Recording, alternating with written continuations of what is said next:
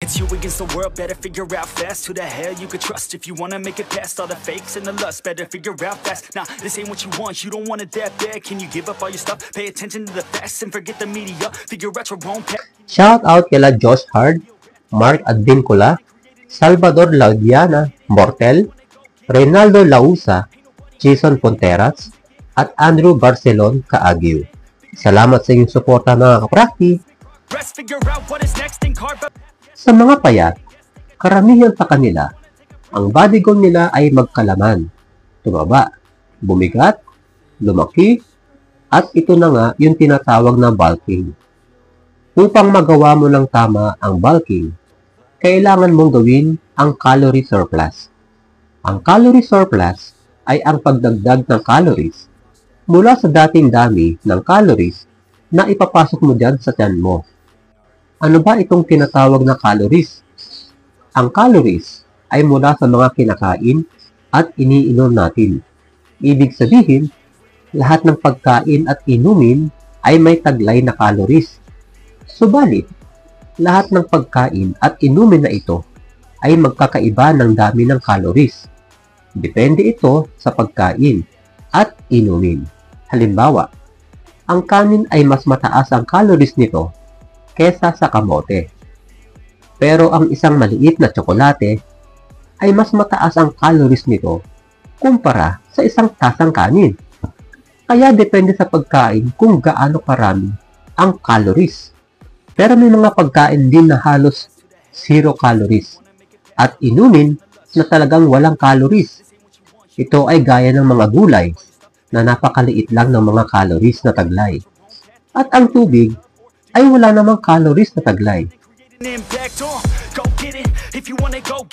Kaya, kung gusto mong lumaki o magkalaman o tinatawag ding bulking, kailangan mo talagang mag-calorie surplus.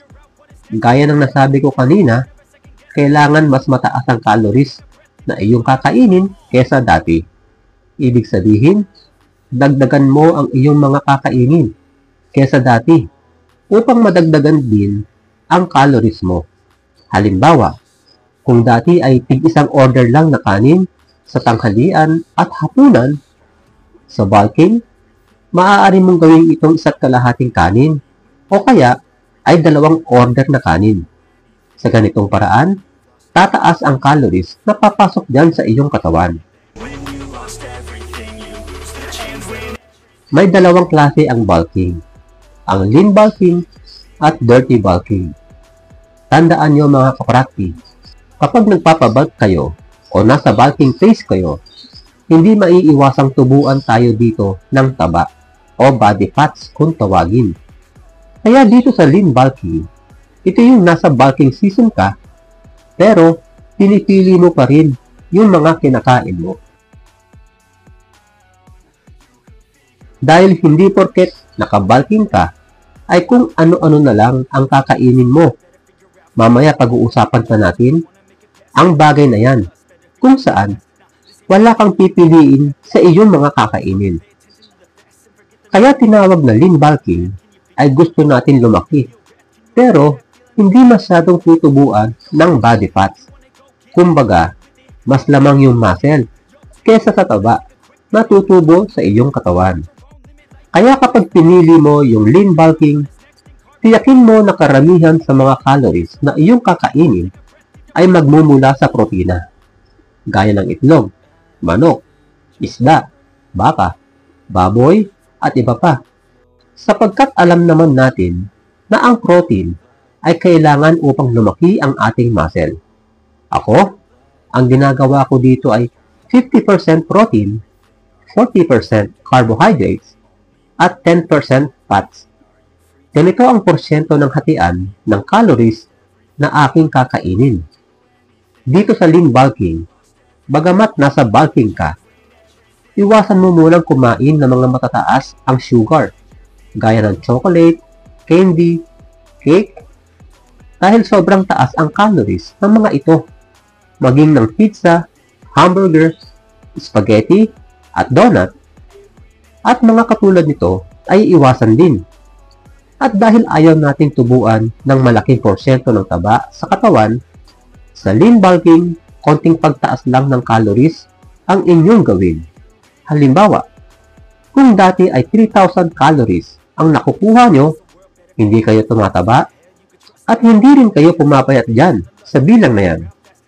Maaari nyong gawin ito ng 3,100 o di kaya ay 3,200 calories kada araw. Maaaring itanong ng ilan, ibig bang sabihin sa lean bulking, hindi na pwedeng kumain ng tsokolate, ice cream, o mga pagkain sa fast food?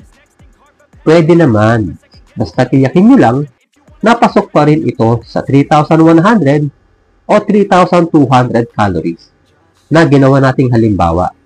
Pero teka, ibig palang sabihin, kailangan mong bilangin ang bawat calories na taglay sa lahat ng iyong kakainin? Oo mga kaprakti, kailangan talaga. Tama kayo, mahirap talagang gawin yan. Pero may mga gumagawa niyan. Pero sa mga katulad natin, nalibangan lang ang pagpapalaki ng katawan, may solusyon dyan. Ito ay ang paggawa ng trial and error. Dito, hindi mo kailangan bilangin ang calories ng bawat kakainin at iinumin mo. Subalit, kailangan mong i-monitor o isulat sa notebook o pwede rin gamitin ang cellphone ang lahat ng iyong kakainin at iinumin kada araw. Hindi mo man alam ang dami ng taglay na calories ng mga ito, tiyakin mo lang na sinusukat mo ang dami ng iyong pagkain. At sa bawat linggo na lilipas, tingnan mo ang iyong sarili kung may nagbago ba sa'yo. Halimbawa, walang nagbago sa iyong katawan. After 1 week, dagdagan mo ng bahagya ang dami ng protina na iyong kakainin. Maaaring dagdagan mo ng 1 hanggang 2 itlog ang iyong kakainin kada araw.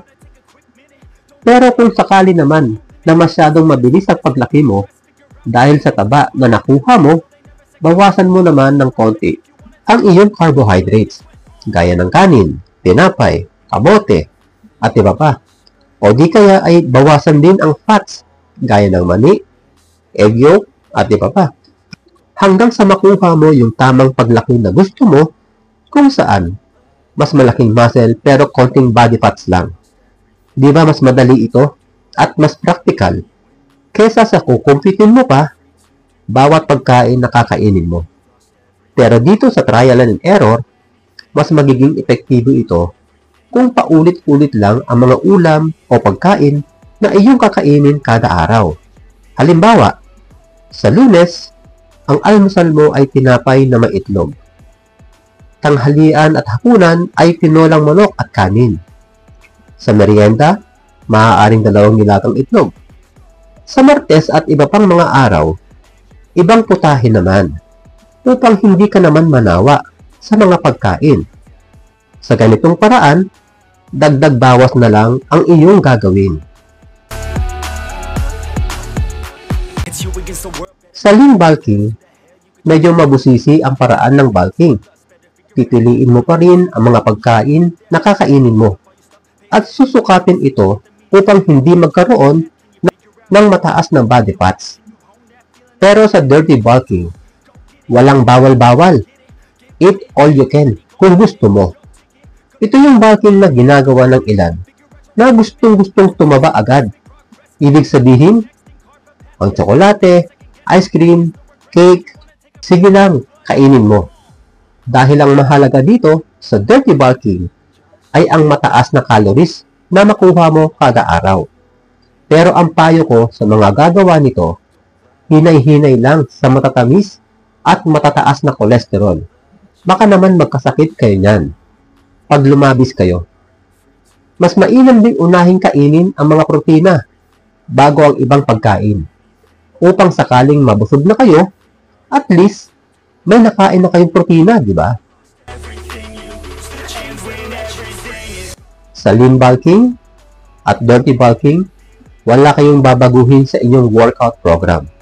Pero tiyakin nyo lang na hindi kayo lalagpas ng 1 oras kada session nyo sa gym. Tandaan nyo, sa bawat paggalaw o pagkilos natin, ay nakakapagbawas tayo ng calories. At ang calories ay lubhang mahalaga, lalo na sa mga payat. Iwasan muna ang basketball at iba pang sports activities. Pero kung hindi maiwasan, sandali lang maglaro. Kung sa tingin nyo ay malakas na kayong kumain, pero hindi pa rin kayo lumalaki, bawasan pa ang araw ng pagbubuhat. Maging ang tagal sa pag-workout, bawasan din. Magbawas din ng mga extra activities kung kinakailangan. At lagi kong sinasabi, ang paglaki ng muscle ay hindi nakukuha sa pagbubuhat lamang. Dahil kailangan mo rin dito ng sapat na tulog at tamang pagkain. Hanggang sa muli mga kapraki, God bless!